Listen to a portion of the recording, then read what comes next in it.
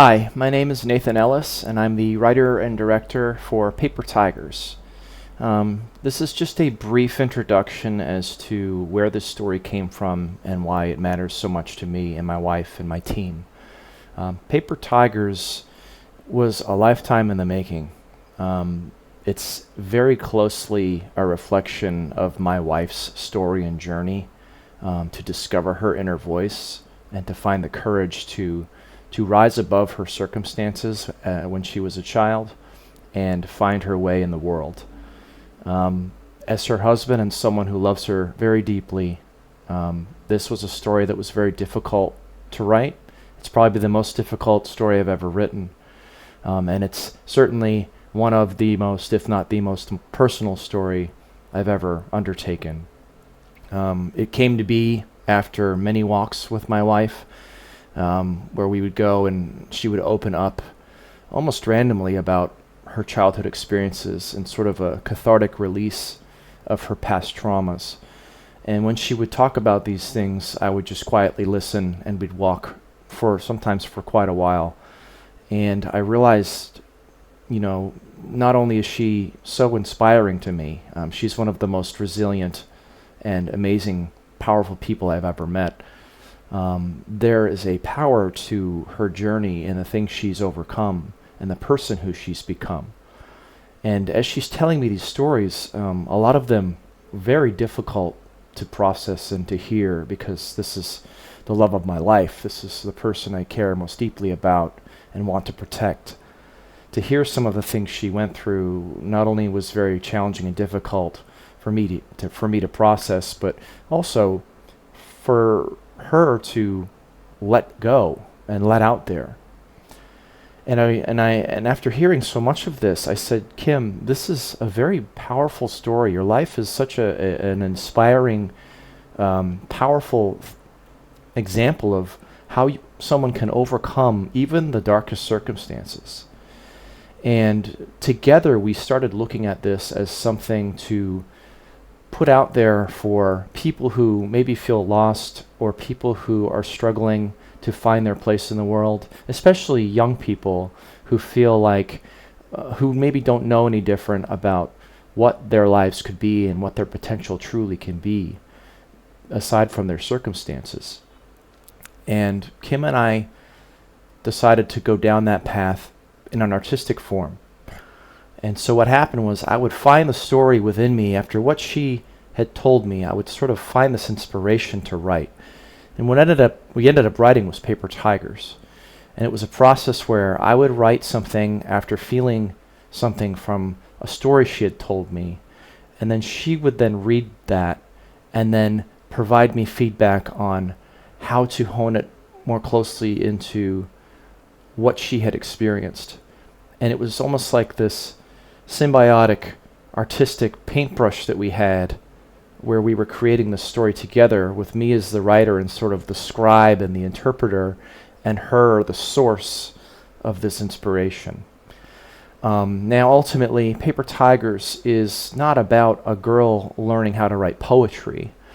It's about a young person who's discovering her own inner voice, one that she's had her whole life, that's been suppressed and shrouded in this darkness that she's been born into. And it's about her finding the courage to realize that her own experiences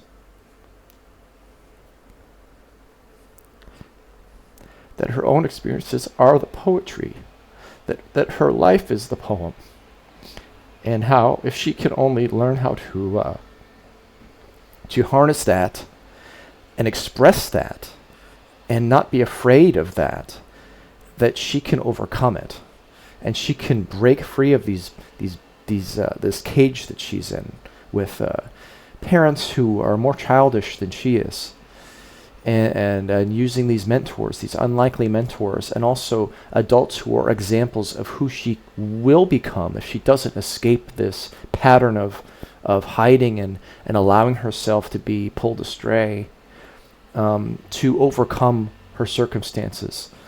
And her goal in the film is to reconnect with her estranged biological mother, which to me symbolizes a young woman trying to reconnect with the symbol and only thing she knows to be true love in her life at the time. Whether her mother really is that true love or not is beside the point. It's about a young girl trying to connect with that source of love in her life. In order to get there, she has to love herself first, and she has to allow herself to be free from her circumstances, but by loving herself and by overcoming her own insecurities and the things that she believes to be true about herself, realizing that those things are paper tigers. They're illusions that she's been sort of groomed to believe that are not real. And I have to tell you, my wife is the living embodiment of this.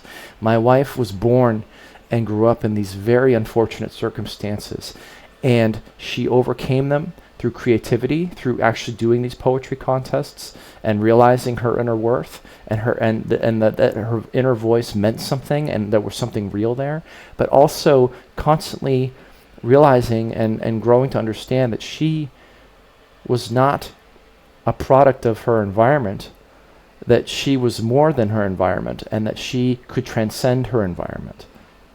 And so I think it's a story that's not race-centric. It's not female-centric, although in this case it is about a little girl. It's about a human being, specifically a child, who doesn't know the world, the big world yet, and who learns how to overcome everything they know and believe about their world by going inside themselves and learning that the truth is actually within them and that they can transcend these things by connecting with the little voice in their heart that tells them where to go. The thing that they're afraid to go with because the outside world might reject it, and in this case might abuse. You might become abused for listening to it, and still having the courage to do it, because at the end of the day, you're either going to listen and transcend or die trying, or you're going to suppress it, become sick, and go down a path of Buksun, for example, in the story, or her stepmother in the story, who are women who succumbed to what the world told them they needed to be and told them who they were, and became lost souls in the process. So Paper Tigers ultimately is a love letter to my wife that was written in a way, it was created in tandem. It's like a baby. It's like our child. It was created in tandem with her. And it's a story about resilience and courage and finding your inner voice. Thank you for listening, and I hope you read the script and it resonates with you as personally as it does for us. Thank you.